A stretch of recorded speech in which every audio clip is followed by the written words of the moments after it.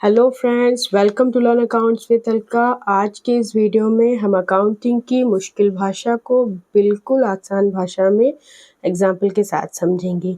चाहे आप कॉमर्स के स्टूडेंट हो, कोई नया बिजनेस शुरू करने वाले हो या फिर फाइनेंस की बेसिक नॉलेज चाहते हो, आज का वीडियो अकाउंटिंग के सबसे इम्पोर्टेंट टर्म्स को समझाएगा। देखिए, अकाउंटिंग की किसी भी भाषा को समझने के लिए उससे रिलेटेड टर्म्स को समझना बहुत ज़रूरी होता है और यह हम जानते हैं कि accounting is a language of business.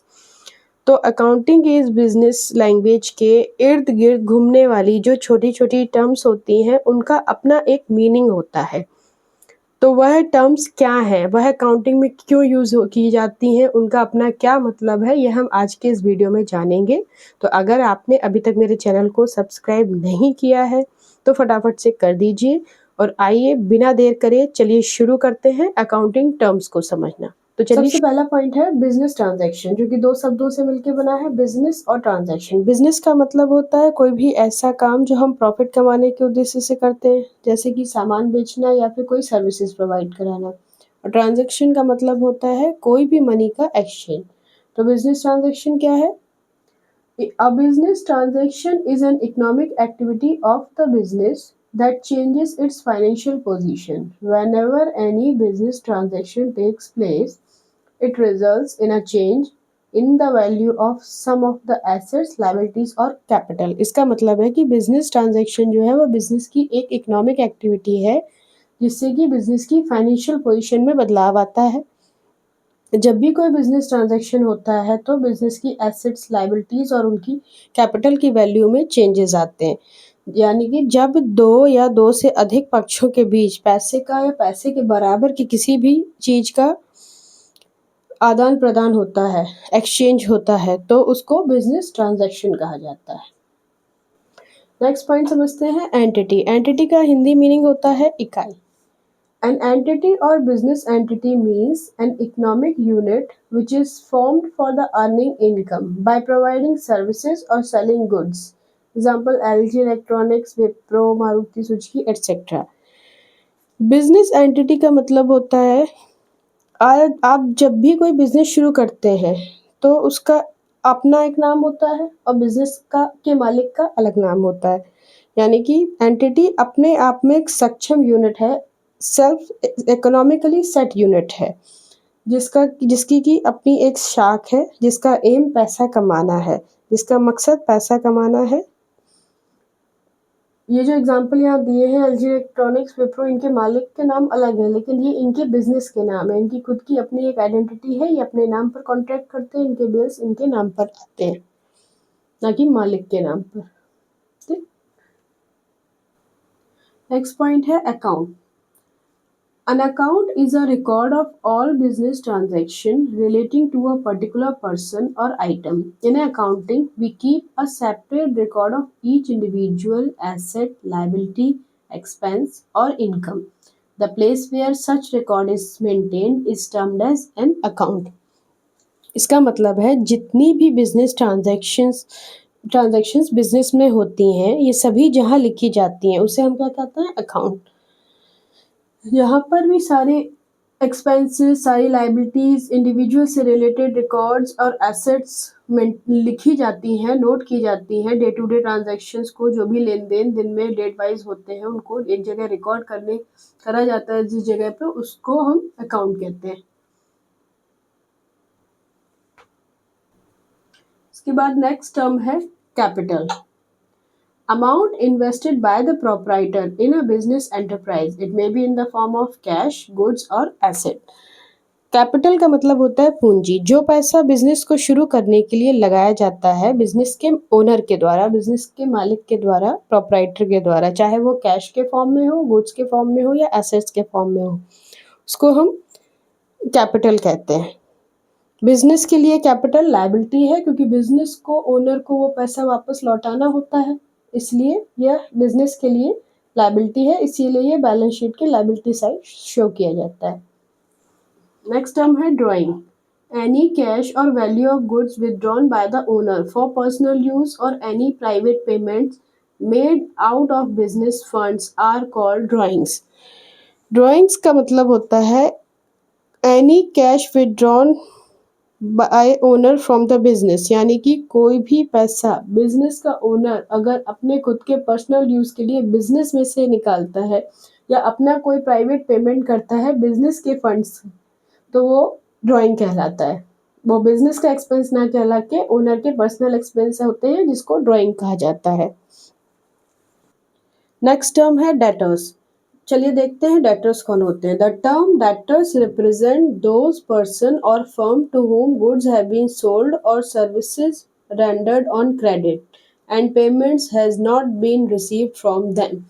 इसका मतलब है कि डेटर्स वह व्यक्ति और फर्म हैं जिन्हें उधार माल बेचा गया है और सर्विसेज प्रोवाइड की गई हैं और अभी तक उनको पेमेंट नहीं दिया गया है। कैसे? चलिए इसको एक एग्जांपल से समझते हैं।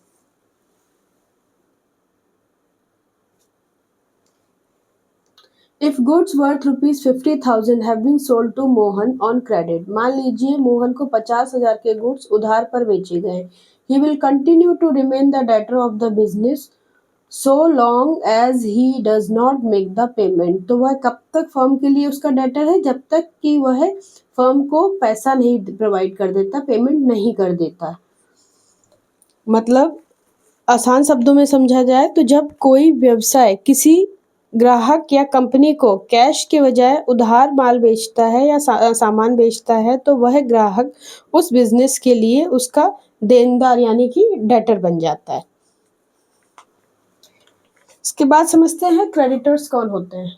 The term creditors represent those person or firm from whom goods have been purchased or services procured on credit and payment has not been made to them। Creditors का मतलब होता है लेनदार, यानी कि वह व्यक्ति और वह कंपनियां जिनसे व्यापार में उधार माल खरीदा गया है और उनसे सर्विसेज ली गई हैं लेकिन उन्हें अभी पेमेंट करना बाकी है। चलिए अब हम एग्जाम्पल देखते हैं। If goods worth rupees 50,000 are purchase from Govind on credit, he will continue to remain the creditor of the firm so long as the full payment is not made to him. इसका मतलब है कि अगर 50,000 के goods Govind से खरीदे, किसने? Company ने, उधार पे, तो गोविंद कंपनी के लिए तब तक उसका क्रेडिटर रहेगा जब तक कि कंपनी उसका पूरा पेमेंट नहीं कर देती। यानी कि जिससे कंपनी उधार माल खरीद रही है वह कंपनी के लिए उसका क्रेडिटर है। नेक्स्ट हम देखते हैं गुड्स। गुड्स क्या होते हैं? वह माल जो दोबारा बेचने के लिए खरीदा जाए। Goods include all those things which are purchased for resale or which are used for producing the finished products which are also meant to be sold। उन सभी चीज़ों को गुड्स कहा जाता है जिन्हें बिजनेस में दोबारा से रीसेल करने के लिए खरीदा जाए या फिर रॉ मटेरियल के तौर पे नया सामान बनाने के लिए खरीदा जाए। जैसे मान लीजिए एक दुकानदार ने कपड़ा खरीदा बेचने के लिए, तो वह कपड़ा उसके लिए गुड्स है क्योंकि उस कपड़े को उसने खरीदा, उसके बाद वो उसको दोबारा बेचेगा। और अगर कोई फर्नीचर शॉप है और वहाँ से हमें चेयर लेनी है तो चेयर बनाने के लिए वो जो लकड़ी खरीदेगा वो लकड़ी उसके लिए रॉ मटेरियल के फॉर्म में गुड्स है क्योंकि उस लकड़ी से वो चेयर बनाएगा देन हमको बेचेगा। तो आसान शब्दों में हम क्या समझेंगे कि गुड्स क्या है? वो जो भी चीज व्यवसाय में बेचने के इरादे से खरीदी जाती है उसे हम गुड्स कहते हैं। इसके बाद हम जानते हैं वाउचर्स क्या होते हैं। Voucher is a document which provides the authorization to pay and on the basis of which the business transactions are first of all recorded in the books of accounts। एक ऐसा लिखित डॉक्यूमेंट जैसे कि रसीद हुआ, बिल हुआ, जो पैसा पे करने की अनुमति देता है, यानी कि पैसे का भुगतान करने की अनुमति देता है, उसको हम क्या कहते हैं? वाउचर। जब भी बिजनेस में कोई लेन देन या कोई ट्रांजैक्शन होता है तो वाउचर उसका एक पक्का सबूत होते हैं जिसके आधार पर ही बुक्स ऑफ अकाउंट्स में रिकॉर्डिंग की जाती है। जब भी हम कोई सामान खरीदते या बेचते हैं तो मिलने वाला जो भी बिल या रसीद होती है वह क्या कहलाया जाता है? वाउचर, जिससे यह साबित होता है कि ट्रांजैक्शन सच में हुई है, यह फेक नहीं है। चलिए अब समझते हैं एसेट्स के बारे में। Anything which is in the possession or is the property of business enterprise including the amount due to it from others is called an asset. Asset का मतलब होता है व्यापार की संपत्ति, यानी कि हर वह चीज़ जिस पर बिजनेस का ओनरशिप हो, पोजीशन हो, यानी कि मालिकाना हक हो, वह बिजनेस के लिए उसकी एसेट कहलाती है। एसेट का मतलब होता है जिसकी कोई इकोनॉमिक वैल्यू हो, जो आपको पैसा कमा कर दे सके, प्रॉफिट अर्न करके दे सके, वह आपके व्यापार के लिए आपकी संपत्ति है, आपकी एसेट है। एसेट को व्यापार में 2 भागों में बांट लिया जाता है, करंट एसेट्स और फिक्स्ड एसेट्स। करंट एसेट्स वह संपत्तियां होती हैं जिन्हें कि साल भर के अंदर व्यापार आसानी से कैश में कन्वर्ट कर सके, जैसे कि आपका बैंक बैलेंस हुआ, स्टॉक यानी कि इन्वेंट्री हुई, यानी कि गोदाम में जो माल रखा रहता है बेचने के लिए, वो इन्वेंट्री कहलाता है। आपके डेटर्स हुए, वह ग्राहक जिनसे आपने सामान बेचा था जिनको, और अभी उनसे पैसा आना बकाया है, वह आपके डेटर्स हुए। तो ये हो आ जाते हैं करंट एसेट्स में।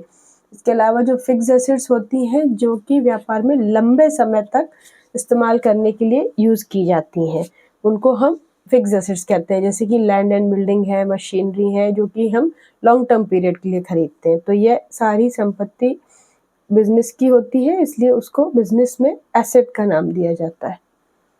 इसके बाद हम समझेंगे लायबिलिटी के बारे में। चलिए देखते हैं लायबिलिटी के बारे में। Amount which the firm owes to outsiders. Liability is a company's financial obligation और डेब्ट owed to outside parties resulting from the past transactions और इवेंट्स। लायबिलिटी का मतलब होता है फाइनेंशियल ऑब्लिगेशन, यानी कि वित्तीय जिम्मेदारी और कर्ज। लायबिलिटी कंपनी की जिम्मेदारी है जो उसे दूसरों को पे करनी है। लायबिलिटी एक तरह कई तरह की होती है, लॉन्ग टर्म भी होती है, शॉर्ट टर्म भी होती है। जो 1 साल के अंदर जो पैसा चुका दिया जाता है वह शॉर्ट टर्म लायबिलिटीज में आता है, और जो लोन वगैरह लॉन्ग टर्म पीरियड के लिए लिए जाते हैं वह लॉन्ग टर्म लायबिलिटीज में आते हैं। तो लायबिलिटीज के अंदर हमारे लोन से हुए, बैंक से जो हम लोन लेते हैं वो हुए, क्रेडिट कार्ड के बिल्स हुए, अकाउंट्स पेबल यानी कि सप्लायर को जो बकाया पैसा देना बाकी होता है, हमने जो उधार पे माल लिया है उससे, वो हमारी लायबिलिटी है। इसके अलावा कुछ एक्रूड एक्सपेंसेस, यानी कि वह खर्चे जो हो तो चुके हैं लेकिन अभी पे करना बाकी है, जैसे कि एम्प्लॉय की सैलरी हुई, इलेक्ट्रिसिटी बिल हुए, वह भी हमारी लायबिलिटी में आते हैं। कुछ अनअर्न्ड रेवेन्यूज होते हैं, यानी कि काम करने से पहले ही एडवांस पैसा ग्राहक से ले लेना, लेकिन जब तक उसका वह काम पूरा नहीं किया जाएगा वह लायबिलिटी माना जाएगा। तो लायबिलिटी क्या है? लायबिलिटी वह राशि है जो किसी बिजनेस को बाहरी लोगों को लौटानी या देनी बाकी है, उसे हम क्या कहते हैं? लायबिलिटी। नेक्स्ट टर्म है इनकम। इनकम का मतलब होता है आय। Income is different from revenue. Amount received from sale of goods is called revenue and the cost of goods sold is called expenses. Surplus of revenue over expenses is called income. Income वह पैसा होता है जो किसी भी व्यक्ति, business या कोई संस्था को किसी काम के बदले या कोई सामान बेचने पर जो पैसा मिलता है वह इनकम कहलाता है। यानी कि उनकी कुल संपत्ति में जो वृद्धि या इंक्रीमेंट होता है उसको हम इनकम कहते हैं। किस तरह से? सामान बेचने पर मिलने वाला जो पैसा होता है उसको हम क्या कहते हैं? रेवेन्यू। और उस सामान को बनाने में जो लागत आती है उसको हम क्या बोलते हैं? एक्सपेंसेस। तो जब रेवेन्यू में से ये एक्सपेंसेस हम माइनस करते हैं तो जो कमाई खर्चे से ज़्यादा निकल के आती है वह कमाई क्या कहलाती है? इनकम। इसको एक एग्जाम्पल से समझते हैं। एग्जाम्पल देखिए, the goods costing ₹4 lakh are sold for ₹5 lakh, यानी कि जो गुड्स बनाने की लागत आई वह कितनी थी? 4 लाख, और वही गुड्स बेचे कितने में गए? 5 लाख में। The sale amounting to ₹5 lakh is the revenue. तो जो 5 लाख में सेल हुई है वह हमारी रेवेन्यू है, and the cost amounting to ₹4 lakh is expenses, और वो गुड्स को तैयार करने में जो 4 लाख का खर्चा आया वह हमारे एक्सपेंसेस है। And the difference between the two is 1 lakh, और दोनों का जो अंतर है वह क्या है? 1 लाख रुपए। वह क्या है? हमारी इनकम। इसीलिए यहाँ इक्वेशन लिखी गई है, income is equals to revenue minus expenses. Next term दे है एक्सपेंडिचर।